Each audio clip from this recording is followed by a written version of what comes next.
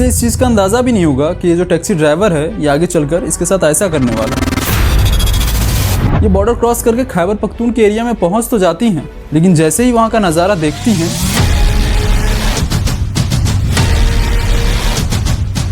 वो जैसे ही gate number 6 खुला देखती हैं, दौड़ के एम्बेसी के अंदर घुस जाती हैं और गेट लगा लेती हैं। Please let me out.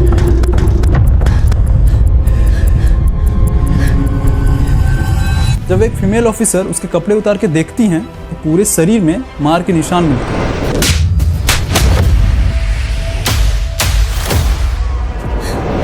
जब वो बाघा बॉर्डर क्रॉस कर इंडिया में आती हैं तो सबसे पहले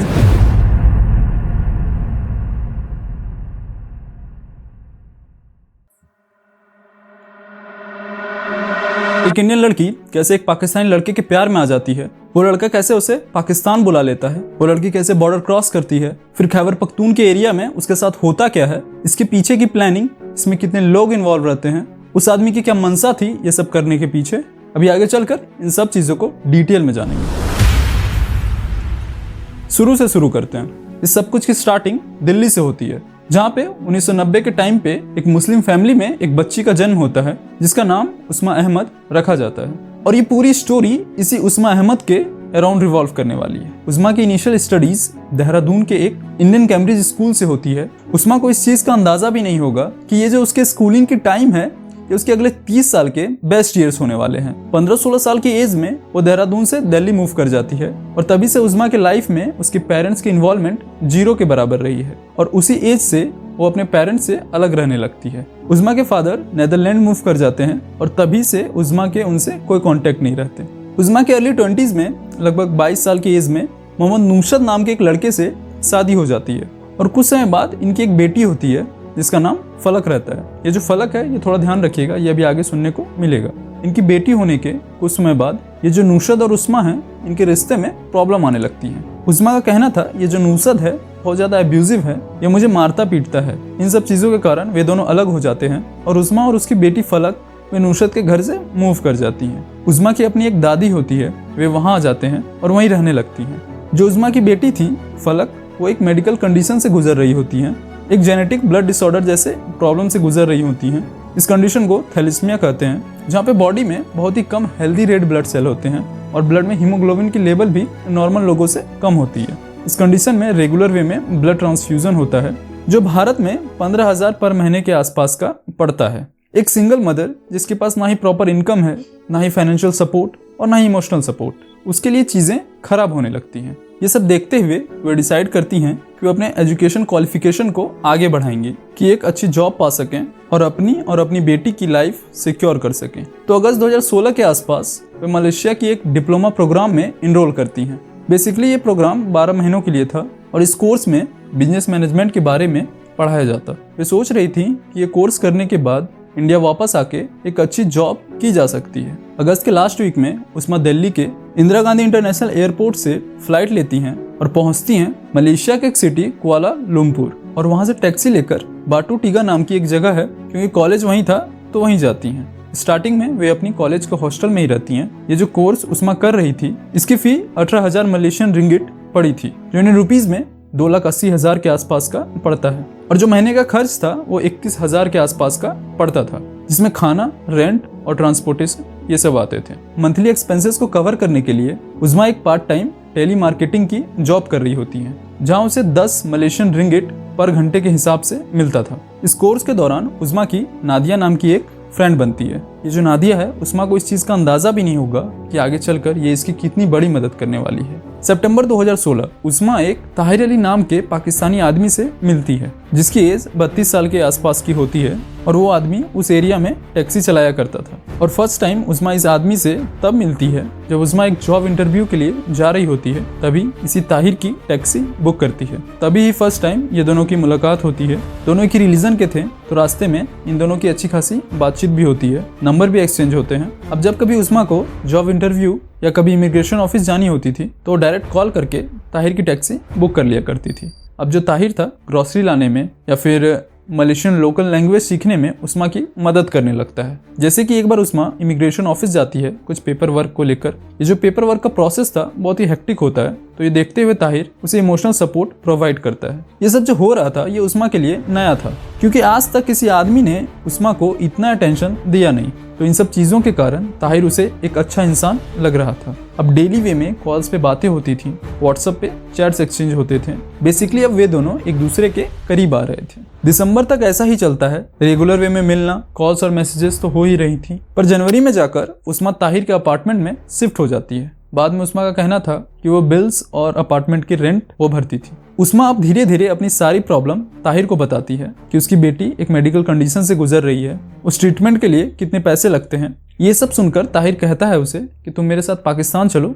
हम दोनों वहाँ निकाह करेंगे और फिर फलक को भी यहीं बुला लेंगे और उसकी ट्रीटमेंट वहीं करवाएंगे। और वो कहता है पाकिस्तान में इस ट्रीटमेंट की खर्च इंडिया के कंपैरिजन में कम है। ये सब सुनकर उस्मा पाकिस्तान जाने को तैयार हो जाती है। मार्च में ताहिर कहता है जमीन के रजिस्ट्रेशन के सिलसिले में उसे पाकिस्तान जाना होगा, तो वो उस्मा को भी कहता है तुम भी चलो मेरे साथ। ताहिर उसे वीज़ा भी ऑफर करता है, यह कह के कि मेरे अब्बू ने तुम्हारे लिए विजिटर वीज़ा स्पॉन्सर किया है जो तुम्हारे डॉक्यूमेंट वेरिफिकेशन के प्रोसेस को ईजी कर देगा। दिल्ली में जो पाकिस्तानी हाई कमीशन है वो उस्मा को 30 दिन के लिए विजिटर वीज़ा देती है। वे दोनों के मलेशिया से निकलने से पहले 30 अप्रैल की रात को ताहिर के 2 फ्रेंड अपार्टमेंट में आते हैं और वे लोग मिलकर डिनर वगैरह करते हैं। और उस्मा निकलने से पहले अपना कुछ सामान अपनी फ्रेंड नादिया के पास रख देती है और उसे कहती है कि मैं वापस आके अपनी स्टडीज कंप्लीट करूंगी। 1 मई 2017 को उस्मा और ताहिर कुआलालंपुर से दिल्ली के लिए फ्लाई करते हैं। उस्मा दिल्ली लैंड कर अपना कुछ सामान और फलक के कुछ मेडिसिन लेती हैं और एम्बेसी से अपना वीज़ा लेकर वे दोनों बाघा बॉर्डर की तरफ निकल पड़ते हैं। बॉर्डर में चेकिंग वगैरह होने के बाद वे दोनों बॉर्डर क्रॉस करते हैं और बॉर्डर क्रॉस करते ही जो ताहिर रहता है वो उस्मा को चुपचाप नींद की दवा दे देता है। उस्मा पूरी जर्नी के दौरान गाड़ी में बेहोश पड़ी रहती है और वे दोनों बुनेर डिस्ट्रिक्ट की तरफ जाते हैं जहाँ पे ताहिर का घर होता है। ये जो बुनेर डिस्ट्रिक्ट है ये खैबर पख्तून के एरिया में पड़ता है। थोड़ा इस जगह के बारे में बताता हूँ आपको। ये जो एरिया है बहुत ही रिमोट और डेंजरस एरिया है, अफगानिस्तान बॉर्डर के पास में ही पड़ता है। एक टाइम में इस पूरे एरिया में तालिबान का कंट्रोल था। लोकल पाकिस्तानी भी इस एरिया में जाने से डरते हैं।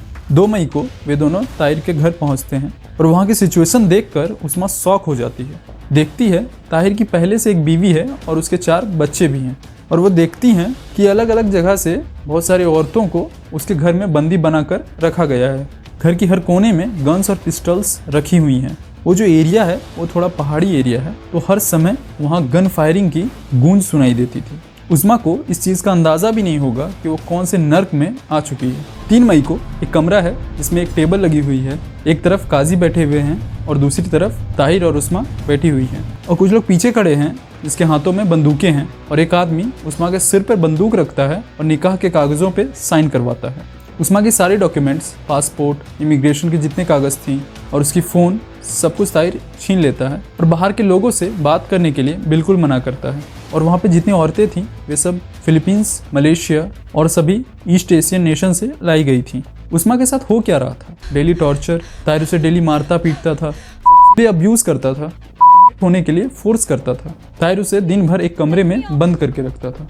मई के तीसरे वीक में वहाँ पे जितनी औरतें थीं उसमें से एक औरत ने फ़ोन छिपा के रखा था और एक फ़ोन कॉल करती हैं मलेशिया में जो उसकी दोस्त थी नादिया उसके पास और कहती हैं ताहिर ने उसके साथ धोखा किया है और वो अपनी पूरी सिचुएशन के बारे में नादिया को बताती है।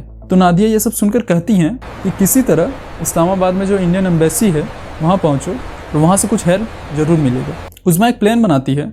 अब जो भी ताहिर कहता था, जो भी करने को बोलता था, वो हर चीज़ में ताहिर के साथ कोऑपरेट करने लगती है। उस्मा ताहिर को यकीन दिलाने लगी कि उसने अपनी लाइफ इसी कंडीशन में एक्सेप्ट कर लिया है और उसको यहाँ रहने में कोई प्रॉब्लम नहीं है।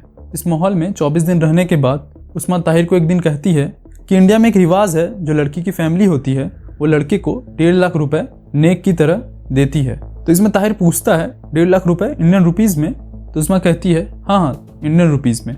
तो फिर उस्मा कहती है इंडियन एम्बेसी में मेरे एक जान पहचान के एक भाई हैं, क्यों ना उनसे कहकर पैसे मंगवा लिए जाएं, ये पैसे हमारे फ्यूचर में किसी काम में आ जाएंगे। ताहिर इस चीज़ के लिए मान जाता है और अगले ही दिन की सुबह ताहिर और उसके साथ एक आदमी और उस्मा, ये तीनों एक वैन में बुनेर से इस्लामाबाद की तरफ निकलते हैं।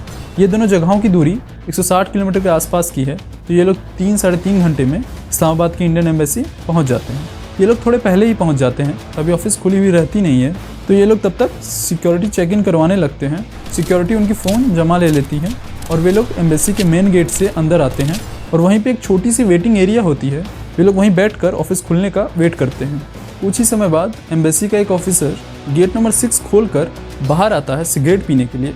उस्मा जैसे ही गेट खुला देखती हैं, वे दौड़ के ऑफिस के अंदर घुस जाती हैं और गेट को अंदर से बंद कर देती हैं। ऑफिस के अंदर जितने भी ऑफिसर्स होते हैं वे इस चीज़ को देखकर घबरा जाते हैं और अलार्म बजा देते हैं और उस्मा को बाहर जाने को कहते हैं। लेकिन उस्मा इस चीज़ के लिए मना करती है और उनसे हेल्प मांगती है। उन ऑफिसर्स को लगता है ये कोई सुसाइड बॉम्बर है या फिर कोई पाकिस्तानी स्पाई। पर उस्मा को इतना घबराया हुआ देखकर वे लोग उनकी सुनते हैं। एम्बेसी के जो डिप्टी हाई कमिश्नर होते हैं 2002 बैच के IFS ऑफिसर JP सिंह आके उस्मा से मिलते हैं और सारी सिचुएशन को समझने की कोशिश करते हैं। उस्मा अपनी पूरी स्टोरी बताती है, फिर उसका पासपोर्ट वेरीफाई करवाया जाता है। दिल्ली में जो पाकिस्तानी एम्बेसी होती है वहाँ से सारे डिटेल्स निकलवाए जाते हैं। दिल्ली में उस्मा के घर जाकर उसका एड्रेस वेरीफाई करवाया जाता है।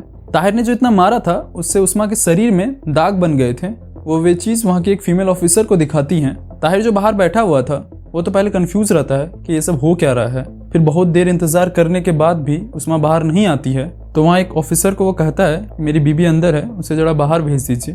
उस्मा फिर भी बाहर नहीं आती है तो ये बहुत ही गुस्सा हो जाता है और एम्बेसी के बाहर चिल्लाने लगता है और कहता है कि वो लीगल एक्शन लेगा। तभी की जो एक्सटर्नल अफेयर मिनिस्टर होती हैं सुषमा स्वराज जी, वो इस मैटर को पर्सनली देखती हैं। कभी कभी वो दिन में 3 बार JP सिंह को कॉल कर पूछ लिया करती थी कि सब कुछ प्लान के अकॉर्डिंग तो चल रहा है। 8 मई 2017 को ताहिर इस्लामाबाद हाई कोर्ट में हैबिस कॉर्पस पिटिशन डालता है यह कहके कि उसकी बीबी को इंडियन एम्बेसी में इलीगली रखा गया है। 12 मई को उस्मा अपनी एक पिटिशन डालती है परमिशन के लिए कि उसे इंडिया वापस जाना है। हियरिंग स्टार्ट होती है। उस्मा की तरफ से शहनवाज नून नाम के एक वकील लड़ रहे होते हैं। हियरिंग में वे कहते हैं हिंदुस्तान की सिटीजन है, अगर इंडिया वापस जाना चाहती हैं तो जाने देनी चाहिए। सारे एविडेंस वेरीफाई होते हैं। उस्मा कहती है ये स्टार्टिंग से ही मुझसे झूठ बोलता आ रहा है, इसने जो मुझसे निकाह की है मेरे सिर पर बंदूक रख कर की है। इसमें ताहिर कहता है मैंने कोई झूठ नहीं बोला है, मैंने स्टार्टिंग में ही बता दिया था कि मेरी एक बीवी है और 4 बच्चे भी हैं। ताहिर एक व्हाट्सएप मैसेज दिखाता है जिसमें उस्मा ने मैसेज किया है अगर मेरे भाई से बात होती है तो उसे अपने बीवी और बच्चे के बारे में मत बताना। 24 मई 2017 को कोर्ट सारे एविडेंस को देखते हुए इस नतीजे में पहुंचती है कि उस्मा अहमद को पुलिस सिक्योरिटी के साथ इस्लामाबाद से बाघा अटारी बॉर्डर तक छोड़ा जाए। 24 मई की रात को JP सिंह खुद भी जाते हैं उस्मा को बॉर्डर तक छोड़ने के लिए। ये जो इस्लामाबाद से बाघा बॉर्डर की दूरी है ये 430 किलोमीटर के आसपास की है। ये लोग पूरी दूरी रात में ही कवर करते हैं। 25 मई की सुबह 7:30 बजे बाघा बॉर्डर की गेट्स खुलती हैं और उस्मा अहमद अपने देश में कदम रखती हैं और वो उस जमीन को चूमती हैं। शायद उसे गर्व महसूस हो रहा होगा कि उसके देश ने उसका साथ नहीं छोड़ा। Thank you.